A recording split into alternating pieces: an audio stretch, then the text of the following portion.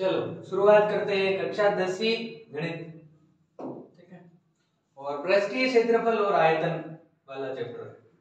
दो घन जिनमें प्रत्येक का आयतन 64 सेंटीमीटर क्यूब है के संलग्न फलकों को मिलाकर एक ठोस बनाया जाता है। इससे प्राप्त घनाभ के पृष्ठीय क्षेत्रफल ज्ञात कीजिए। देखते हैं ज्यामिति कैसी। ज्यामिति कुछ इस प्रकार की, एक घन है प्लस दूसरा घन है,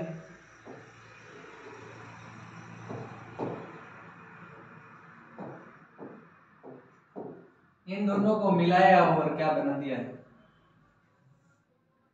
घनाभ।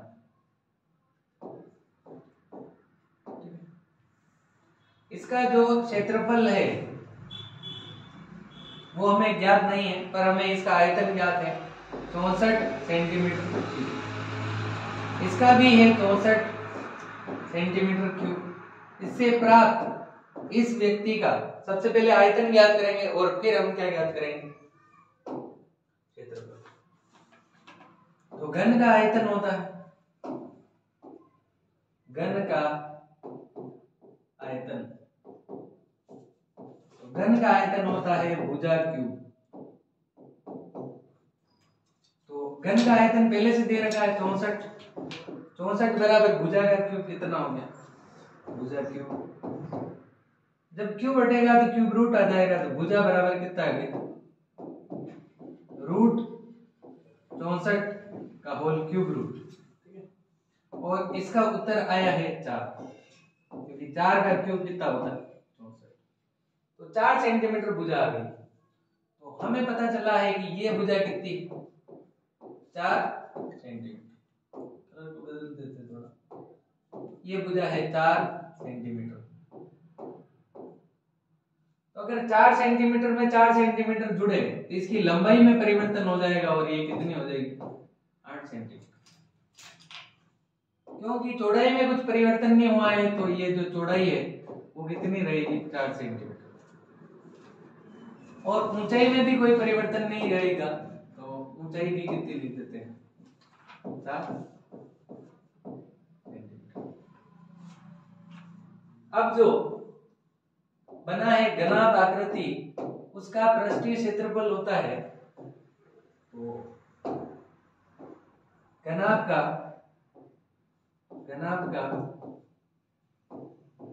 पृष्ठीय क्षेत्रफल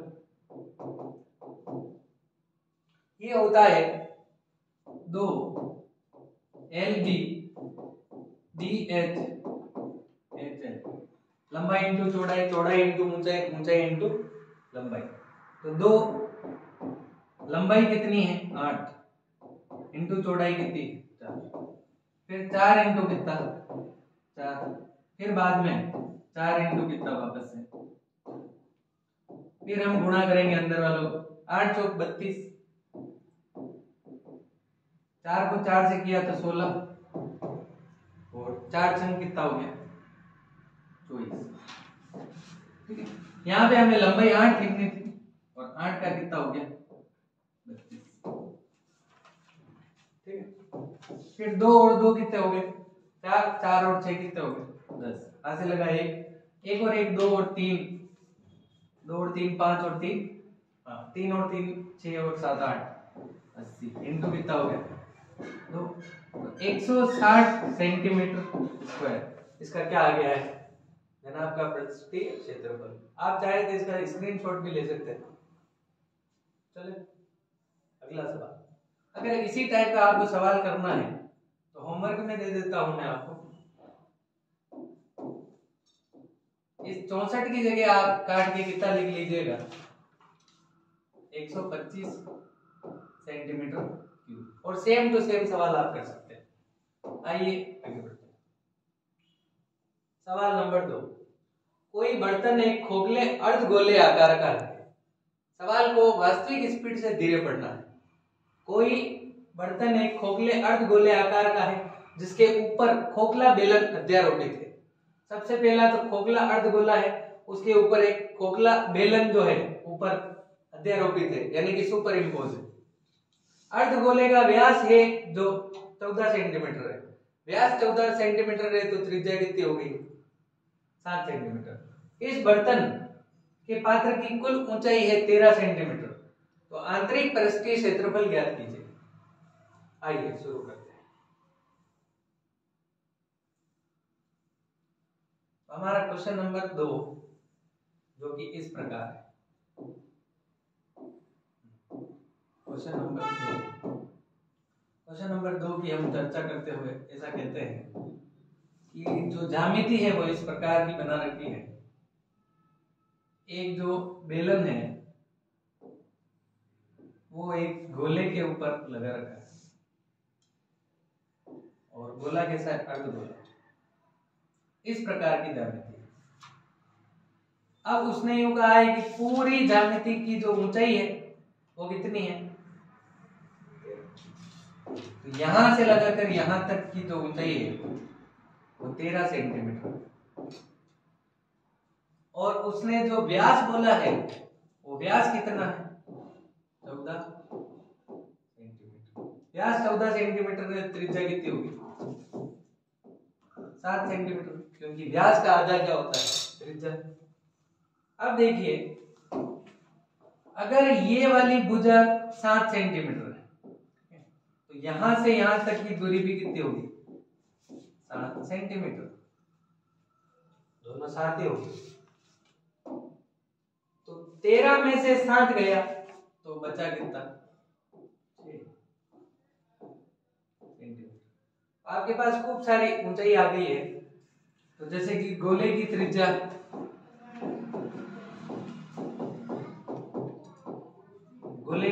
है 7 सेंटीमीटर, बेलन की त्रिज्या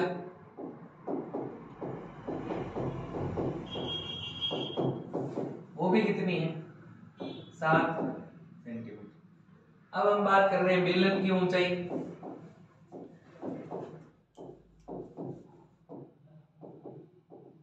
बेलन की ऊंचाई है 6 सेंटीमीटर। अब जो आकृति का क्षेत्रफल है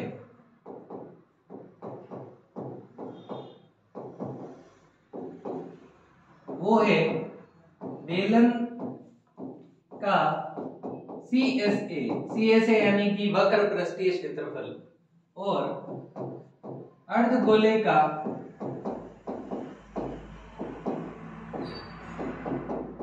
CSA, अर्धगोले का क्या है CSA। तो इसका सूत्र बताता हूं मैं, 2 पाई RH, जो आपने नवी कक्षा में पढ़ा, अभी भी पढ़ रहे हैं। और इसका जो क्षेत्रफल का सूत्र होता है वो होता है 2 पाई R²। अब जहां तक हो सके हम सूत्र को ही मॉडिफाई कर देते हैं। तो सूत्र के लिए हम क्या किया है, 2 पाई को और R को कॉमन ले लिया, यहां बचा H और यहां क्या बचा है R। तो 2 की वैल्यू 2, पाई का मान 22/7, R का मान कितना होता है 7। H कितना है, H अगर हम बात करें H है 6 और R कितना है 7। अगर हम काट दें 7 से 7 काट दें तो यहाँ आया 22 दूनी 44, और ये कितना हो गया 13। अब 13 एकम 13, 13 दूनी 26, 13 तिया 39, 13 चौक 52, 52 का 2 हाथ से लगा ऊपर क्या 13 चौक 52 और 5 कितना हो गए 56, 57, 58, 59, 60। 52, 13 चौक 52 और 5, 52 और 5 हुए हैं 57। ये क्या आ गया सेंटीमीटर स्क्वायर। ठीक है, तो इसका भी आप स्क्रीनशॉट लेना चाहें तो ले सकते। चले आइए हम अगले सवाल पर बढ़ते हैं।